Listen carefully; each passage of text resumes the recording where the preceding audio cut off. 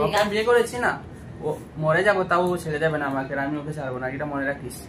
যে এক সংসার থেকে এসে কি আরেকটা সংসার কেউ করতে পারবে?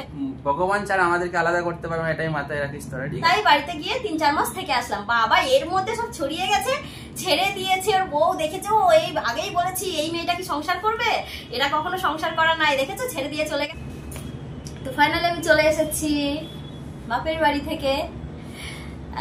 কিছুদিন আগে একটা ভিডিও পোস্ট করেছিলাম আমি, যে কারণ দেখো সব সময় যে সবাইকে কষ্ট দেওয়া ঠিক নয় না, কিছু কিছু সবাই মানুষকে মজা দেওয়া উচিত, সে শত্রু হোক বা বন্ধু হোক। তো শত্রু বলবো কি বন্ধু বলবো জানি না তাদেরকে, তবে কিছু কিছু মানুষ সত্যিই প্রথম থেকেই চাইনি যে আমরা সংসারটা করতে পারি, কবে ছাড়বো এই দিনের অপেক্ষাতেই ছিল।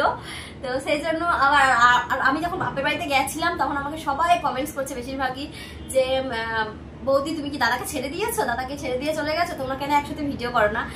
আর তোমরা তো করতেই পারো, যেহেতু তোমরা রেগুলার একসাথে ভিডিও দেখছিলে, হঠাৎ করে দাদাকে দেখছো না বলে কমেন্টস করেছে। কিন্তু কি হয়েছে ব্যাপারটা, এদের গ্রামের কিছু মানুষ মানে পুরো গ্রামে রটিয়ে দিয়েছে যে আমি নাকি একে ছেড়ে চলে গেছি। তো এই সূত্রে আজকে ভিডিওটা করা। এ আমাকে ফোন করে বলে যে আমার কাছে এরকম ফোন আসলো যে তুমি নাকি আমাকে ছেড়ে চলে গেছো, আমাদের গ্রামে তো রটে গেছে, মানে ঘরের লোকেই রটিয়েছে এখন, যাই হোক পরিচিতের মধ্যে কেউ। তো আমাকে বললো যে আমি এই জবটা দেবো যখন তুমি আমার কাছে আসবে তখন, এখন তো দিয়ে লাভ নেই।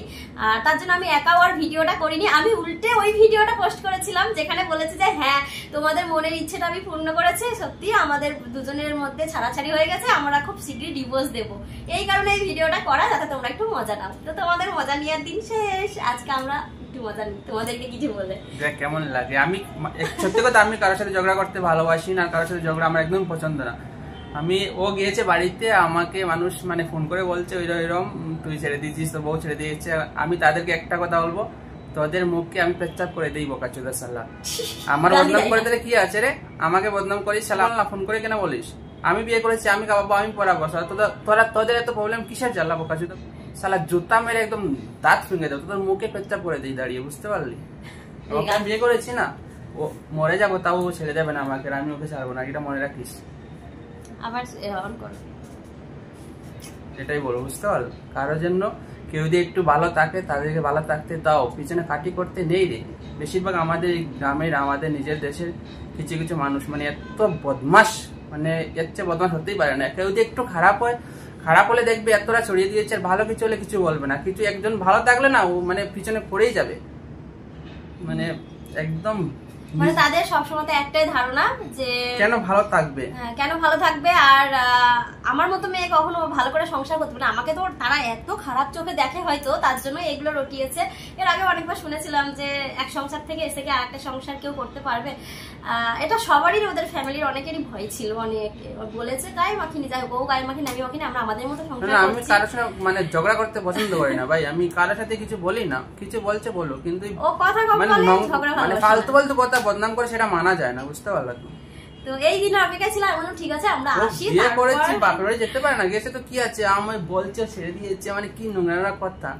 আমি আবার বলছি তোদের মুখে পেচ্ছাপ করিস, দাঁড়িয়ে তোর মুখে মুতে দেখি, ছেড়ে দেওয়ার জন্যই হাতটা ধরিনি, ঠিক আছে? এটা মাথায় রাখিস, হয়তো ভগবান ছাড়া আমাদেরকে আলাদা করতে পারবে না, এটাই মাথায় রাখিস তোরা, ঠিক আছে? তোরা যত জ্বলবি তত আমাদের ভালো, আর ভগবান আমাকে অনেক ভালো রেখেছে, আশা করছি আরো ভালো হবো আমার জীবনে, অনেক কিছু করবো। তোরা নিজের কিছু করে দেখা ভাই, ফালতু ফালতু করে বদনাম করিস না। কেউ যদি ভালো থাকে না তাকে ভালো থাকতে দে, নিজে ভালো থাক, পিছনে কাটি করিস না, এসব ফালতু জিনিস। যে যার মতো করে জীবন কাটানো, যতটা আমাকে বদনাম করবে, টাইম দিবে, তোরা নিজের কাজের মধ্যে টাইম দে, অনেক বড় হয়ে যাবি, অনেক ভালো থাকবি, বুঝতে পারলি? যে বলেছিস তাকে বলছে, কে বলেছিস সেটাই আমি ভালো করে জানি, ঠিক আছে? বুঝে নিস, তোদের মুখে আমি পেতে দেবো, মুখে দাঁড়িয়ে আসিস দম থাকলে।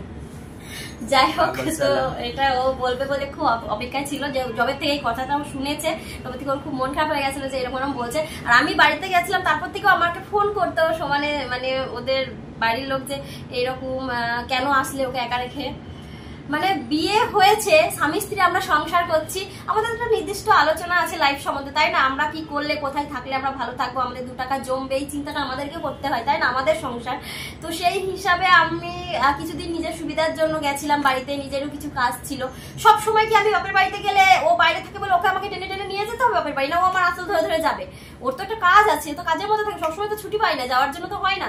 এবার ও যেতে পারছে না কাজের জন্য বলে আমি তো ঘরে বসে বোরিং হই বলে আমিও যে পুজো পারবো না, বাড়িতে যেতে পারবো না, এরকম তো কিছু না। তো সেই জন্যই ও আমাকে পাঠিয়েছিল কিছুদিন যে যাও সামনে পুজোটা কাটিয়ে আসো, বাড়িতে একটু মনটা ভালো হবে।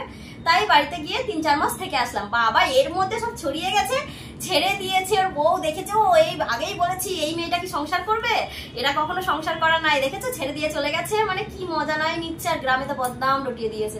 তোমাদেরকে বলছি ছাড়া যে বলেছে আমি পুরো ভালো করে জেনে গেছি, বুঝতে পারলি তো? তুই ভাবিস না যে জানতে পারবো না, আমি পুরো খবর পেয়ে গেছি। সবাই, আমি এখানে থাকলে কি গ্রামের খবর পাই না? বল দেখিনি, সব জায়গায় খবর পাওয়া যায়, বুঝতে পারলি?